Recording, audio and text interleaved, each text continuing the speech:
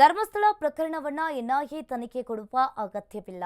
ಬೆಂಗಳೂರಿನಲ್ಲಿ ಗೃಹ ಸಚಿವ ಡಾಕ್ಟರ್ ಜಿ ಪರಮೇಶ್ವರ್ ಅವರು ಹೇಳಿಕೆಯನ್ನ ನೀಡಿದ್ದಾರೆ. ಈಗಾಗಲೇ ಎಸ್ಐಟಿ ಅಧಿಕಾರಿಗಳು ತನಿಖೆಯನ್ನ ಮಾಡ್ತಾ ಇದ್ದಾರೆ. ಧರ್ಮಸ್ಥಳ ಪ್ರಕರಣವನ್ನ ಎನ್ಐಎ ತನಿಖೆ ಕೊಡುವ ಅಗತ್ಯವಿಲ್ಲ. ಬೆಂಗಳೂರಿನಲ್ಲಿ ಗೃಹ ಸಚಿವ ಡಾಕ್ಟರ್ ಜಿ ಪರಮೇಶ್ವರ್ ಅವರು ಹೇಳಿಕೆಯನ್ನ ನೀಡಿರುವಂತದ್ದು. ಈ ಪ್ರಕರಣವನ್ನ ನಾವು ಎನ್ಐಎಗೆ ಕೊಡುವ ವಿಚಾರವೇ ಇಲ್ಲ. ಎಸ್ಐಟಿ ತನಿಖೆ ಮುಗಿಯುವವರೆಗೂ ನಾವು ಎನ್ಐಎ ತನಿಖೆಗೆ ಕೊಡಲ್ಲ. ಎಸ್ಐಟಿ ತನಿಖೆಗೆ ಅಡ್ಡಿ ಮಾಡುವ ಪ್ರಯತ್ನ ಬರಬಹುದು. ಇನ್ನು ಎಸ್ಐಟಿ ತನಿಖೆಯಲ್ಲಿ ತಪ್ಪಿದ್ರೆ ಇನ್ನೊಂದು ಏಜೆನ್ಸಿ ಬರುತ್ತೆ.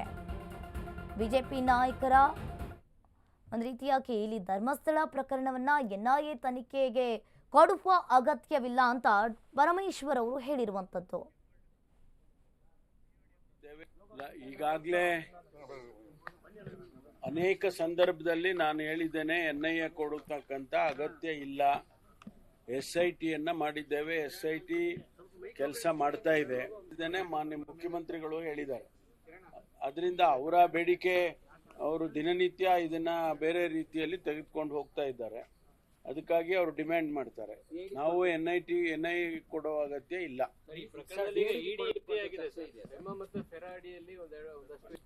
ಈಗಾಗಲೇ ಎಸ್ಐಟಿ ತನಿಖೆಯ ಬಗ್ಗೆ ಬಿಜೆಪಿಯವರು ಹೇಳಿಕೆಯನ್ನ ಬದಲಿಸ್ತಾ ಇದ್ದಾರೆ. ಬೆಂಗಳೂರಿನಲ್ಲಿ ಕುಣಿಗಲ್ ಶಾಸಕ ಡಾಕ್ಟರ್ ರಂಗನಾಥ್ ಹೇಳಿಕೆಯನ್ನ ನೀಡಿದ್ದಾರೆ. ಬಿಜೆಪಿಯವರು ವೀರೇಂದ್ರ ಹೆಗ್ಗಡೆ ಅವರನ್ನ ಭೇಟಿ ಮಾಡಿದ್ರು. ಸೌಜನ್ಯ ಅವರ ಮನೆಗೂ ಬಿಜೆಪಿ ನಾಯಕರು ಕೂಡ ಹೋಗಿದ್ರು. ಇಲ್ಲಿ ಬಿಜೆಪಿಯವರು ಕೌರವರಿಗೂ ಪಾವ, ಪಾಂಡವರಿಗೂ ಪಾವ, ನಮ್ಮ ಭಾವನೆ ಸಂಸ್ಕೃತಿಯನ್ನ ಕೆಣಕುವ ಕೆಲಸವನ್ನ ಮಾಡ್ತಾ ಇದ್ದಾರೆ. ಬಿಜೆಪಿ ನಾಯಕರಿಗೆ ತಕ್ಕ ಪಾಠ ಕಲಿಸ್ತೀವಿ ಅಂತ ರಂಗನಾಥ್ ಎಸ್ಐಟಿ ಅಧಿಕಾರಿಗಳು ಎಲ್ಲಾ ರೀತಿಯಲ್ಲೂ ತನಿಖೆಯನ್ನ ಮಾಡ್ತಾರೆ ಅಂತ ಹೇಳಿದ್ದಾರೆ. ಪಾಂಡವರ್ಗ ಬಾವು ಮೊದಲನೇದಾಗಿ ತನಿಖೆ ಮಾಡಿರೋದೇ ತಪ್ಪು ಅಂತಾರೆ ಬಿಜೆಪಿಯವರು. ಪ್ರತಿದಿನ ಹೇಳಿಕೆಗಳನ್ನ ಬದಲಾವಣೆ ಮಾಡ್ತಾ ಇದ್ದಾರೆ. ನಾನೊಂದು ಯಾವುದೋ ಒಂದು ನಿನ್ನೆ ಒಂದು ದೃಶ್ಯವನ್ನು ನೋಡಿದೆ. ವಿಜೇಂದ್ರ ಅವರು ಯಾರೋ ಹೆಗಡೆ ಅವ್ರ ಮನೆಗೆ ಹೋಗಿದ್ರಲ್ಲ, ಯಾರದು ಸೌಜನ್ಯ ಅವರು.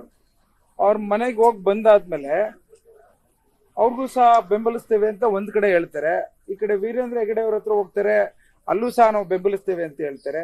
ಏನು ದ್ವಂದ್ವ ನೀತಿ ಇದು? ಕೌರವಂಗೂ ಭಾವ, ಪಾಂಡವರ್ಗೂ ಭಾವ ಅಂತರ ನಡ್ಕೋತಾ ಇರೋಂಥದ್ದು ನನಗೆ ಬಹಳಷ್ಟು ನನಗೂ ಗೊಂದಲ ಆಗೋಯ್ತು.